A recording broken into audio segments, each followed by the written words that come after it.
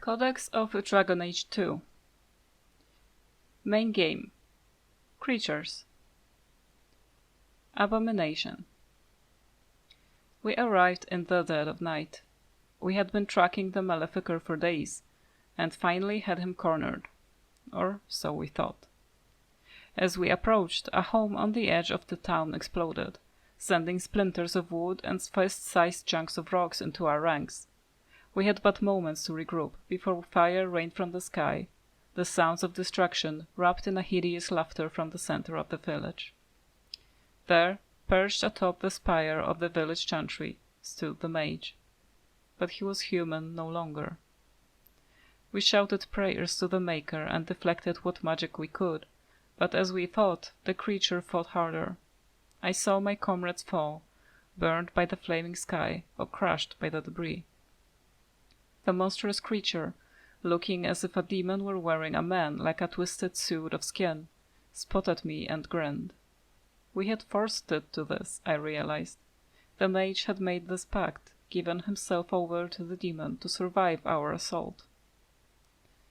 Transcribed from a tale told by a farmer Templar in Cumberland, 884 Blessed. It is known that mages are able to walk the Fade while completely aware of their surroundings, unlike most others who may only enter the realm as dreamers and leave it scarcely aware of their experience. Demons are drawn to mages, though whether it is because of this awareness or simply by virtue of their magical power in our world is unknown. Regardless of the reason, a demon always attempts to possess a mage when it encounters one, by force or by making some kind of deal depending on the strength of the mage. Should the demon get the upper hand, the result is an unholy union known as an abomination. Abominations have been responsible for some of the worst cataclysms in history, and the notion that some mage in a remote tower could turn into such a creature, unbeknownst to any, was the driving force behind the creation of the Circle of Magi. Thankfully, abominations are rare. The Circle has methods for weeding out those who are too at risk for demonic possession, and scant few mages would give up their free will to submit to such a bond with a demon. But once an abomination is created, it will do its best to create more. Considering that entire squads of Templars have been known to fall at the hands of a single abomination, it is not surprising that the Chantry takes the business of the Circle of Magi very seriously indeed. Arcane Horror. Upon ascending to the second floor of the tower, we were greeted by a gruesome sight, a ragged collection of bones, wearing the robes of one of the senior enchanters. I had known her for years, watched her raise countless apprentices, and now she was a mere puppet for some demon. Transcribed from a tale told by a Templar in Antiva City, 713 Storm. Demons, of course, have no form in our world. When they enter, either where the veil is particularly thin or through blood magic summoning, they must take possession of a body. When a pride demon takes control of the corpse of a mage, an arcane horror is born. Although they appear to be little more than bones, these are fierce creatures, possessing not only all the spellcasting abilities of a living mage, but also the capacity to heal and even command other animated corpses. Corpse. To anyone who doubts the wickedness of blood magic, I say, with your own hands, strike down the corpses of your own brothers who have fallen in battle to Maleficer. Then we may discuss morality. Knight Commander Benedictus, in a letter to the Divine, 546 Exalted. The Walking Dead are not, as superstition would lead you to believe, the living come back for revenge. They are, rather, corpses possessed by demons. The shambling corpse, controlled by a demon of sloth, causes its enemies to become weak and fatigued. Corpses possessed by rage demons go berserk and simply wade into their opponents mindlessly. Devouring corpses are held by hunger demons and feed upon the living. The more powerful demons rarely deign to possess a dead host. Desire Demon. In all my studies, I must say that the most intriguing was my interview with the Desire Demon. That the creature was willing to speak with me was a sign that this was no mere monster, mindlessly driven by its nature, but rather a rational being as interested in me as I was in it. It took a form that I would call female, though I had no doubt that it could appear otherwise.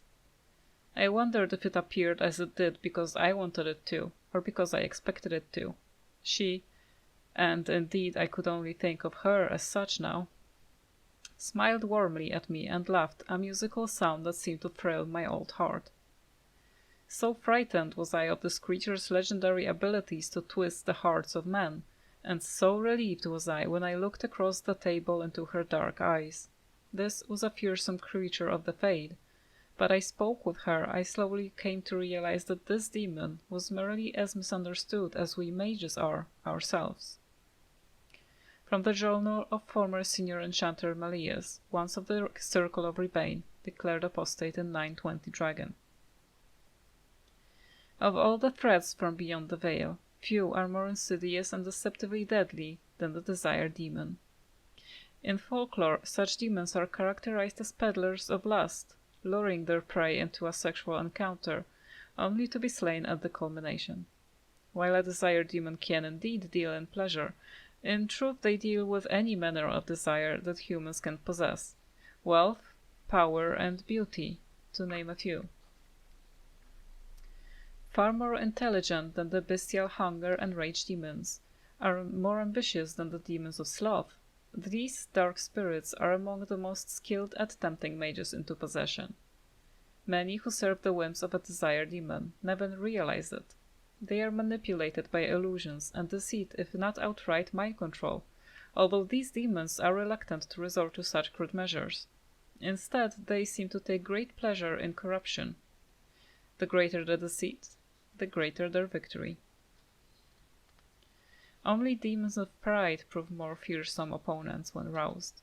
Their abilities to affect the mind allow them to assume disguises and even alter the environment to their purposes, not to mention the great strength and speed they possess if they should have to resort to more physical means. Most often a desire demon will attempt to bargain its way to freedom if overpowered. Many stories exist that depict mages defeating desire demons to the point where a wish can be wrested from them. It should be noted that in such stories the demon almost always gets the upper hand, even when the mage thinks his wish has been granted. Dragons. Dragonlings. Newly hatched dragons are roughly the size of a deer and voraciously hungry. They live for a short time in their mother's lair before venturing out on their own. The slender, wingless creatures are born in vast numbers, as only a few ever make it to the adulthood. Drakes. Male dragons never develop into the winged monsters of myth. At most, their forelegs grow vestigial spurs, where winged membrane might have been. Once they have fully matured, males immediately seek out the lairs of adult females. When they find one, they move into her lair and spend the rest of their lives there, hunting for her and defending her young.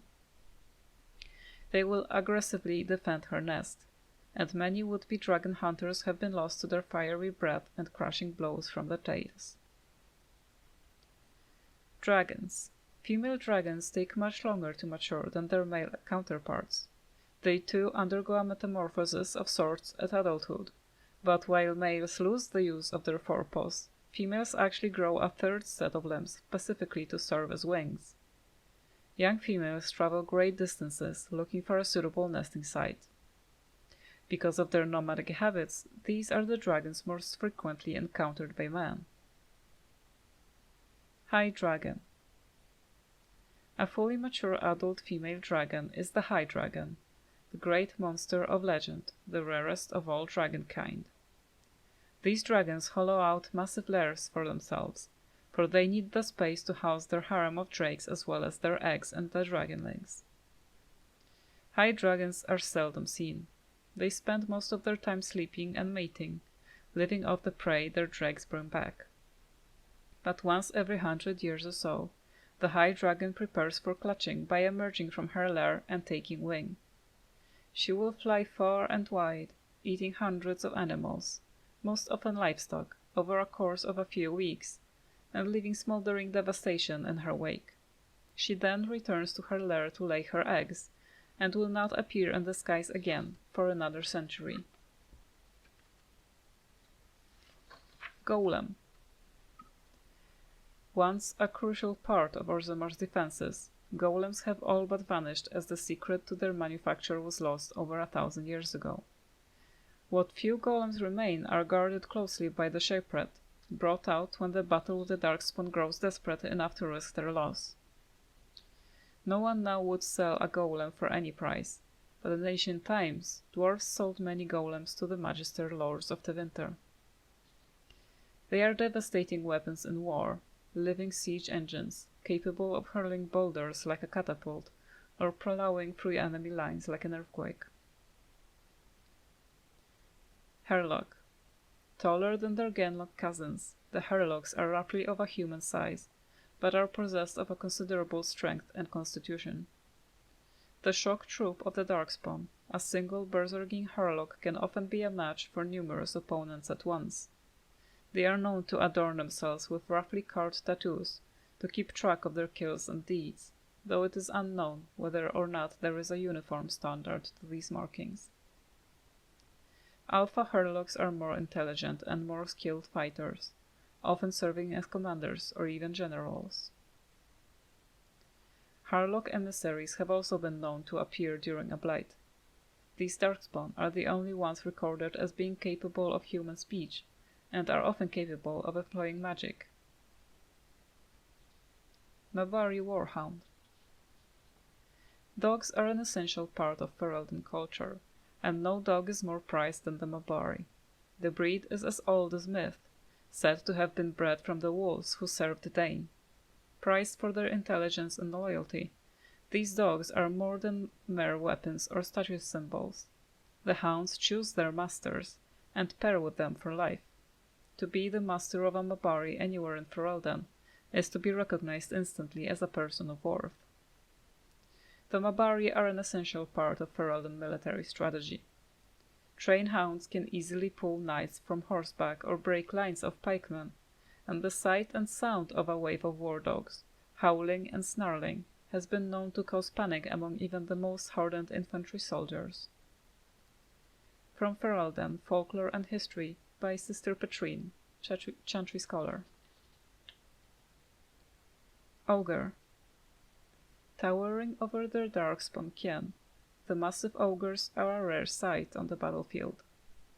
Traditionally, they only appear during a blight, but some records claim that ogres have been spotted in the deep roads, hunting alone or in small groups. At least one report by the Grey Wardens claims that an ogre was spotted alone in the Korcari Wilds in 919 Dragon, though it was weakened and easily dispatched. Up to 100 of these creatures can accompany a Darkspawn horde at any one time during a blight, often using their great strength to burst through fortifications and demolish the front lines of an opposing army. They use brute force to charge their enemies like bulls, slam the ground with their fists to shake enemies off their feet, and hurl great rocks into the face of oncoming foes. Melee can be difficult against a giant that snatches a warrior up in one hand, crushing the life out of them or beating them into oblivion with the other hand. The nimble can try to wiggle his way free, or an ally can attempt an array of stunning blows on an ogre to free the comrade in danger. Grey Warden lore urges caution when slaying an ogre. Unless it is ensured that they have received a major wound to the head or the heart, it is possible that they are lying dormant and will regenerate to full health within a matter of minutes. During a blight, most Grey Wardens recommend burning all Darkspawn to ashes, dead ogres in particular. Pride Demon. You may scoff and say that our talents exist only to face mages, but you will encounter demons often. They will be summoned by a maleficar and bound to do their bidding, and while at times they will be forced into the possession of a host, they will also face you in their true form. A powerful opponent indeed. Do not underestimate it. Pride is powerful and intelligent. When we have encountered one in its true form, Its most common attacks are bolts of fire and ice. Fire they will use to burn an opponent, and the magical flame will combust anything you wear, regardless of make. Ice they will use to freeze an opponent in place. Be cautious, for they enjoy employing this against warriors in particular. More than one group of Templars has made the mistake of attempting to overwhelm a pride demon, and suffered the consequences, believe me.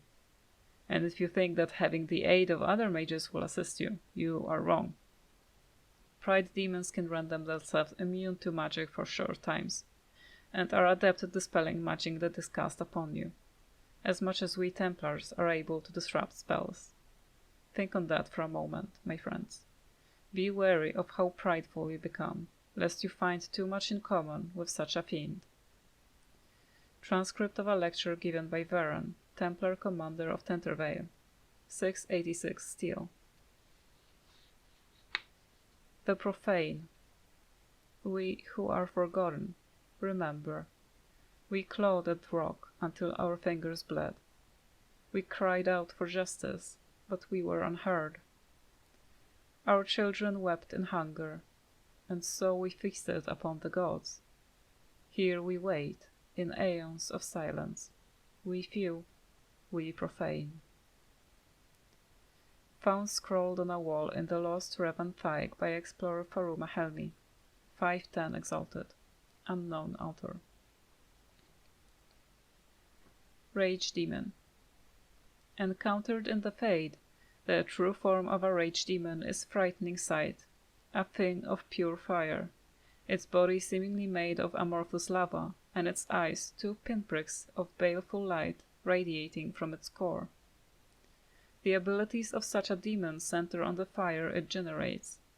It burns those who come near, and the most powerful of its kind are able to lash out with bolts of fire and even firestorms that can affect entire areas.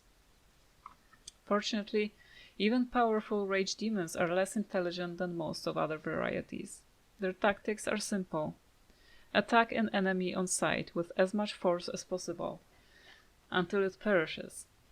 Some rage demons carry over their heat-based abilities into possessed hosts, but otherwise the true form is mostly seen outside of the Fade when it's specifically summoned by a mage to do his bidding. Transcript of a lecture given by Varan, Templar Commander of Tentervale, 686 Steel. Revenant. An entire unit of men, all slain by one creature. I didn't believe it at first, your perfection, but it appears that it is so. We have a survivor, and while at first I thought his rantings pure exaggeration, it appears to be no simple skeleton. The descriptions of the creature's abilities were eerily similar to those our brother at Marnospell encountered almost a century ago. Men pulled through the air to skewer themselves on the creature's blade, and attacks so quick that it was able to assault multiple opponents at once. No, your perfection, what we have here is indeed a revenant, and nothing less. From a letter to Divine Amara III, 571 Exalted.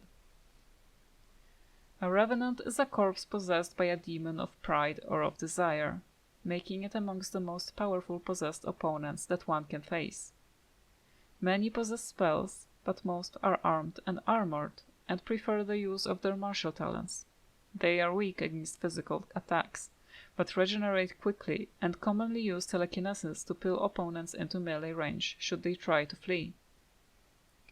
Revenants also had the ability to strike multiple opponents surrounding them. Stay at range if possible and strike quickly. That is the only way to take such a creature down. Rock Wraith.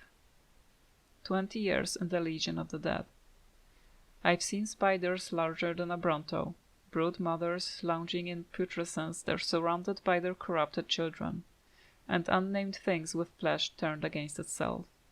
But worse, by far, was in an old mine shaft down from Hadron Thaig. We chased an emissary down there, to a tunnel that ended in rubble. It was a vicious fight. He picked my men off until only 4 of us were left. When it seemed like we'd finally fulfill our oaths, our fight woke something long dormant.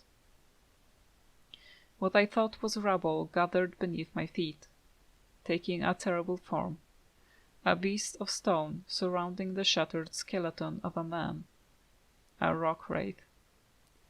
The spirit of a dwarf so foul, the stone itself rejected him. One swing of its boulder hand crushed the emissary, and then it turned its eyeless skull towards us. We fled back up the tunnel, its heavy footsteps thundering at our backs. When we reached the thag, we finally turned, knowing that out in the open we had no cover and couldn't hope to outrun the wraith. But when it came to the exit, it struck the trusses holding up the ceiling of the shaft, closing itself in forever.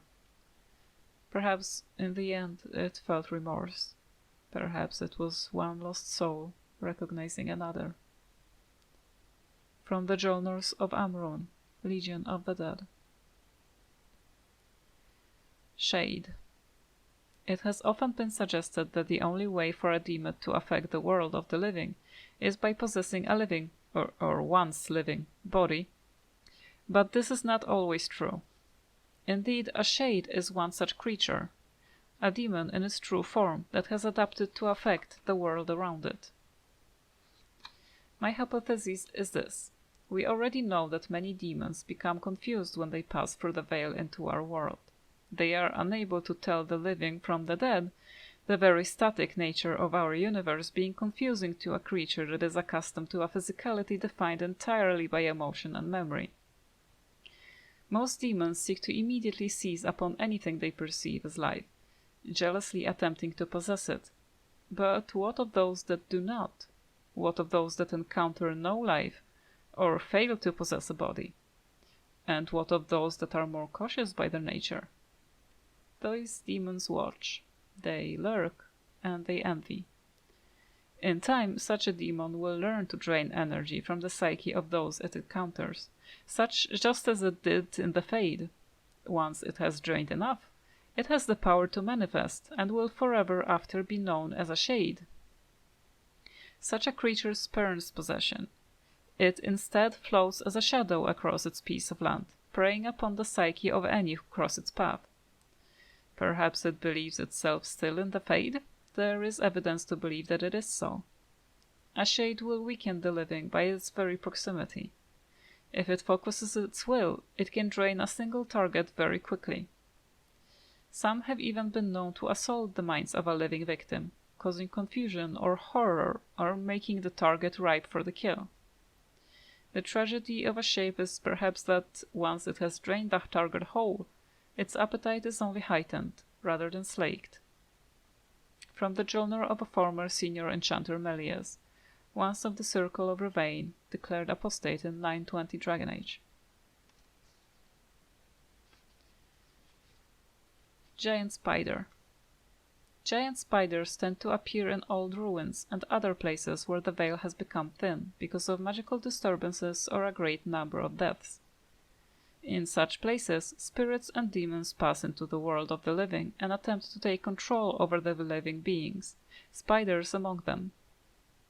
Not all scholars accept this explanation for the presence of these beasts, however.